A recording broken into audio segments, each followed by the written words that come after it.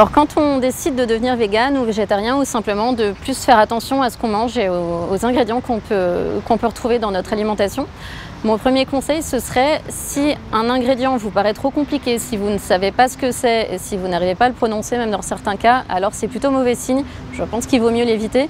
Vous avez aussi pas mal d'ingrédients qui sont codifiés par des codes en E. C'est une codification internationale et on ne peut pas forcément savoir ce qu'il y a derrière à moins de les connaître. Donc, une bonne idée, c'est de vérifier. Si on a un accès à Internet sur son téléphone portable, par exemple, le E471, c'est des monoédiglycérides d'acide gras.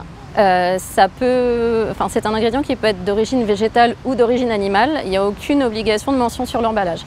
Donc c'est vrai que ça peut poser problème, y compris pour certaines communautés qui ne souhaitent pas manger de produits d'origine animale en dehors du véganisme ou du végétarisme. Plus les aliments sont transformés, plus c'est difficile de savoir justement ce qui peut se cacher derrière les petites lettres et puis derrière les ingrédients un petit peu complexes. Il y a un autre type d'aliment qui pose problème, c'est tout ce qui est alcool, parce qu'il n'y a pas vraiment d'obligation de préciser tous les ingrédients. Et parce que les processus de clarification, là c'est vraiment quand on va chercher loin dans le processus de transformation, impliquent souvent des produits d'origine animale. Par exemple, la bière, le vin et certains jus de fruits peuvent être filtrés avec de la gélatine, des protéines de blanc d'œuf, avec des vessies natatoires de poisson. Enfin voilà, il y a énormément de choses qui peuvent se cacher derrière une étiquette ou un emballage sur lesquels on ne voit finalement pas grand-chose écrit.